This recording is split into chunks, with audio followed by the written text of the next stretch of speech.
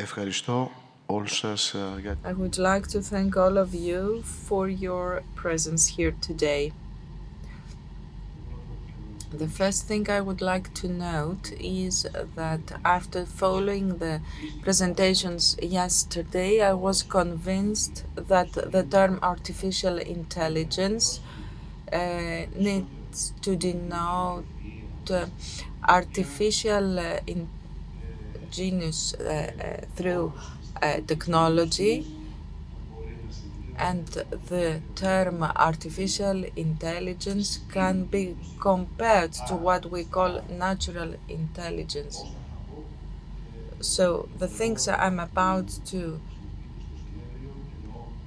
present are about artificial intelligence in the sense of artificial genius. So this period where man loses contact with the history and confines himself to away from decision making. He is a follower. Some wise and powerful decide the history and he follows. The consequences of decisions on important history and issues of history and science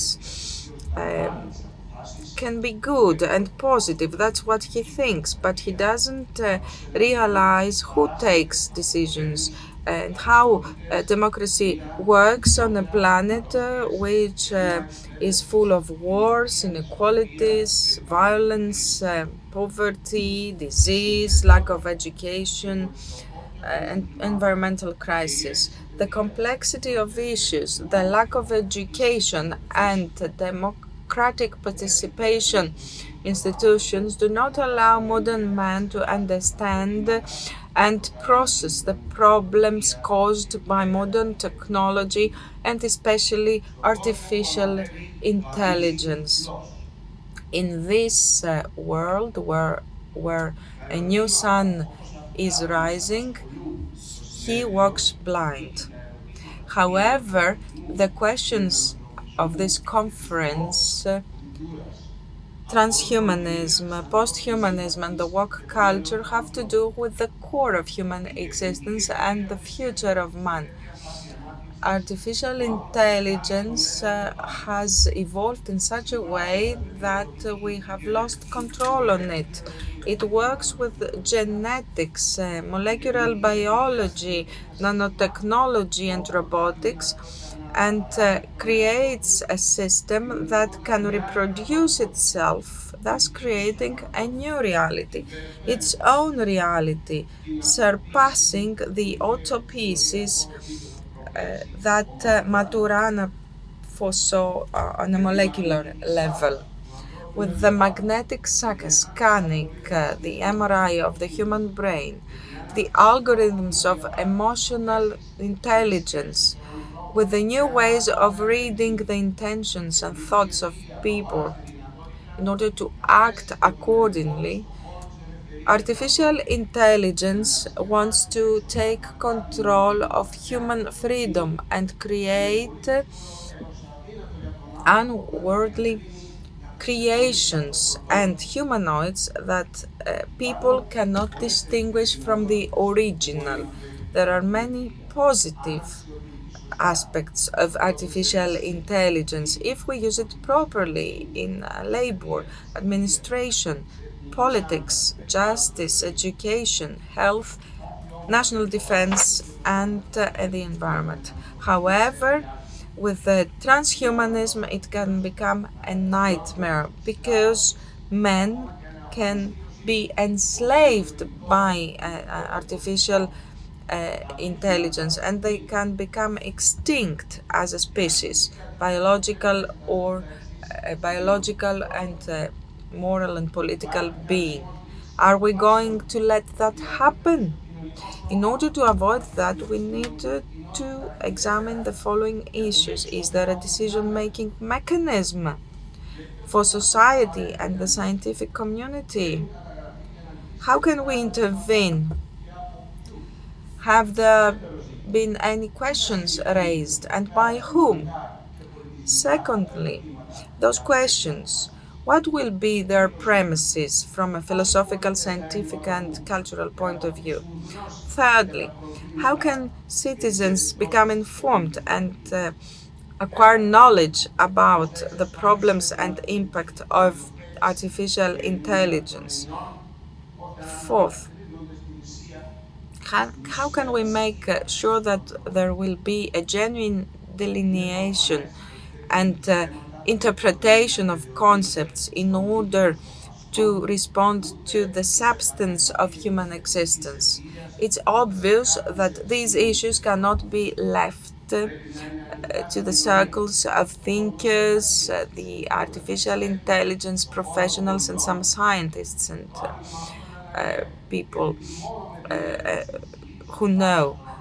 There should be issues open to society, the world of labor, culture, art, and to the citizens, because we have to have a broad decision making basis in order to deal with those marginal existential issues so as to make artificial intelligence beneficial to man. However, this requires political boldness, a regeneration of participative institutions, a regeneration of democracy in its modern form, like the participative democracy we had in ancient Athens. How can we affect those developments? Our presentations in this conference, the citizens, can we influence developments? Is there a mechanism to change those truths into decisions? The current political system cannot deal with those historic issues, so it has to be reformed. We already know what is the minimum number of people required to represent a political population as in accordance with the Athenian democracy. On these premises, we can organize the political body and develop some participative institutions by using current modern digital technology. This is possible. It's more than 3 decades now since the financial markets managed to get interconnected on a global basis. They have transformed the globe into a globalized village.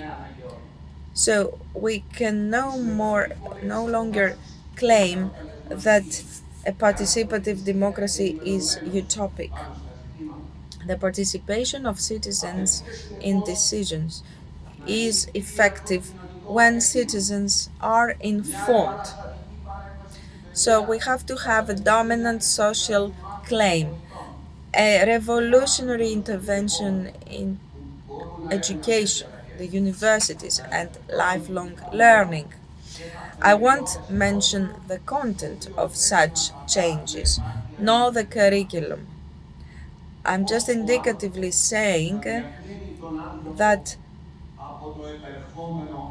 this learning has to be adequate in one important subject. How can people distinguish between humans and humanoids? How can we distinguish between the self existent and what was born, and between what was born and what was made? This is an answer to the problem of artificial intelligence, which will lead us to discuss about fundamental and acute philosophical and theological issues that today's education and thinkers have disregarded because they have the illusion that everything is going well. So there are many questions that lead us to the edges of thinking, and the answers there are not univocal philosophically, scientifically, and theologically. In order to move forward, we have to go beyond any divisions about interpretations, here- heret- heretics, and heretic and dogmatic differences. Human freedom is what is at stake, and our work will be judged on the basis of that.